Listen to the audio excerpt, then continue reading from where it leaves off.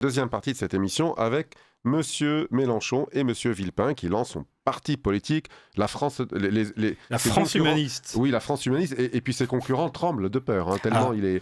Enfin bon, je plaisante bien C'est évidemment. la ressortie, non pas de la crypte ou du caveau, puisqu'il était parti faire des affaires dans un cabinet d'avocats et de conseillers juridiques dont il ne veut absolument rien dire. On va en parler, ça. On va en parler un petit peu. Mais juste, en fait, il y a une sorte de continuité dans ce sujet, parce que Monsieur Mélenchon et Monsieur Villepin sont devenus des islamophiles convaincus.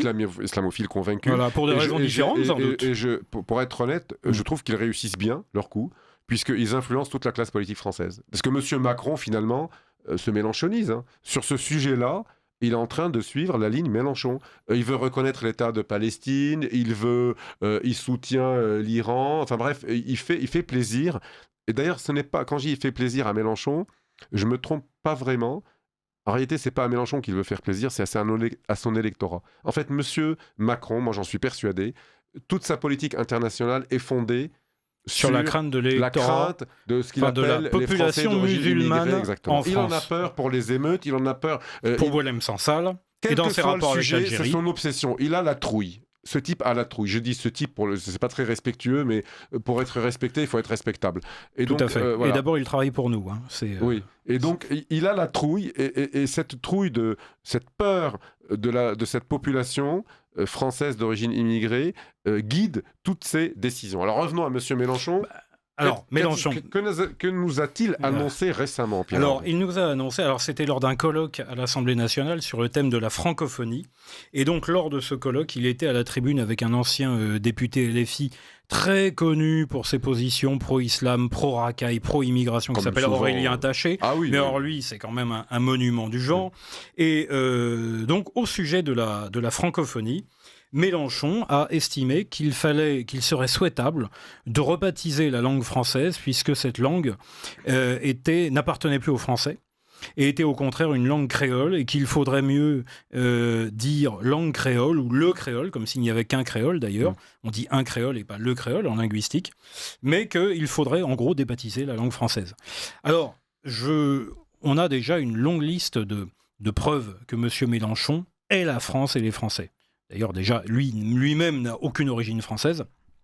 Descendant de pieds noirs siciliens et espagnols. Ça ne veut rien dire, parce qu'on peut grandi pas au avoir Maroc. des origines françaises. Alors, Mazarin n'avait pas d'origine française, il aimait beaucoup la France. Mais en l'occurrence, là quand même, il a dans toutes ses déclarations depuis une quinzaine d'années, une telle détestation de ce qu'est la France, de ce que sont les Français, de ce qu'est la culture française. De ses origines, c'est à cause de son idéologie.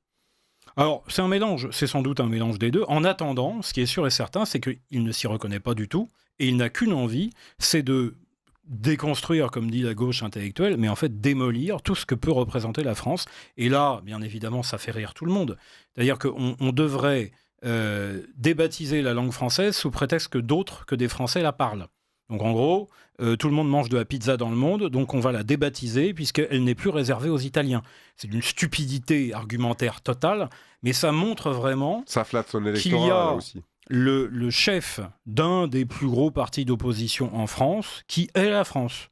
Donc peut-être que si vous avez des voisins, des amis ou des gens de votre famille qui votent Mélenchon, qui votent LFI, ça peut arriver. Vous pourriez peut-être leur demander si ce ne sont pas des poulets qui votent pour leur nard. C'est la première fois qu'il nous démontre qu'il est la France. Non, mais des centaines de fois. Oui, mais des centaines de fois, parce que c'est le parti de l'étranger, LFI. Oui. Il nous le montre, il en est presque fier, et puis il le revendique. Ce n'est même pas une accusation, parce qu'il le revendique lui-même. Parce que derrière, bien évidemment, quand Mélenchon dit cela, il ne vise pas du tout les Québécois, il ne vise pas du tout les Cajuns de Louisiane, il vise les populations africaines et les anciennes populations colonisées en général.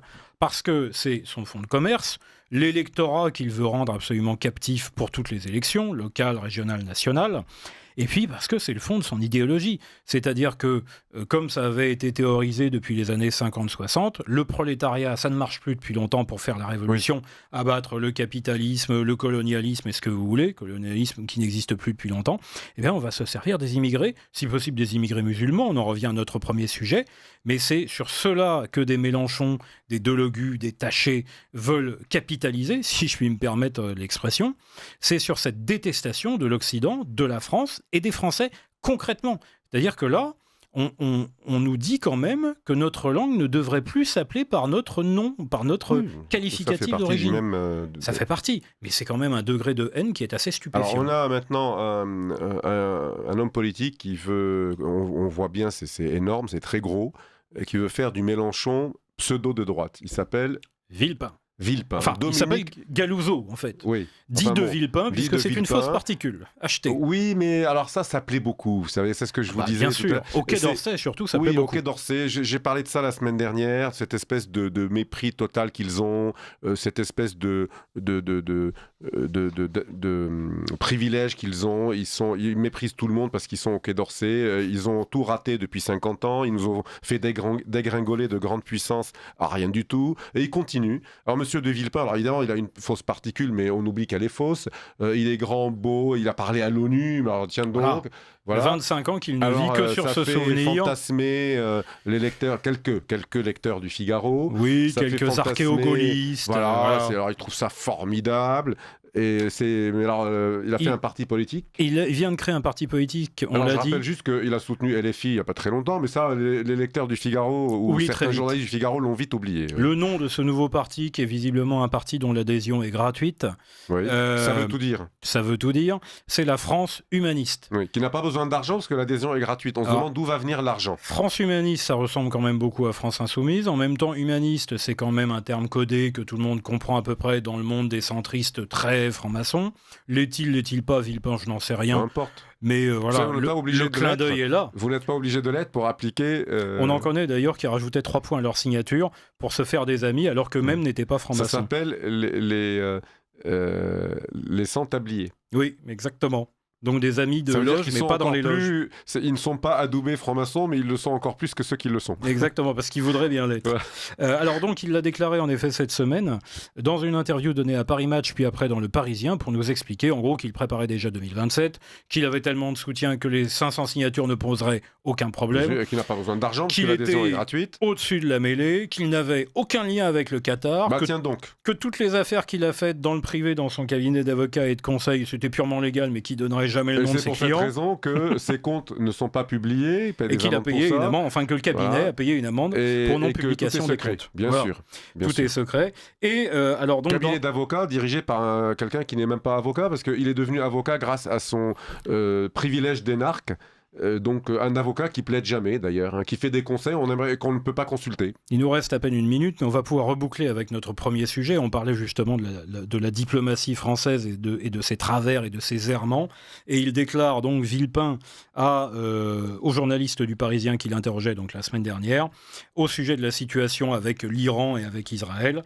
Il déclare que toute mon expérience des affaires internationales m'indique que le temps du dialogue et de la diplomatie est certes moins spectaculaire, mais toujours plus efficace que les guerres préventives et les coups de force. L'efficacité de sa politique, monsieur de Villepin, depuis qu'il a été aux affaires. Parce que la dissolution de l'Assemblée nationale sous Jacques Chirac, l'affaire Clearstream... Oui, le CPE, le contrat première embauche. Comme efficacité, on ne peut pas faire dans lequel il a lâchement reculé. Oui. Alors après, il y a le discours de l'ONU qui fait en effet fantasmer tous les vieux gaullistes ou prétendus. Ça a beaucoup changé la face du monde, son discours à l'ONU. Eh bien, on verra bien ce qu'il en advient. On se retrouve dans une semaine, lundi prochain, pour un nouveau numéro de Culture et Politique à 17h30. Merci à tous, chers auditeurs. À très bientôt. À bientôt.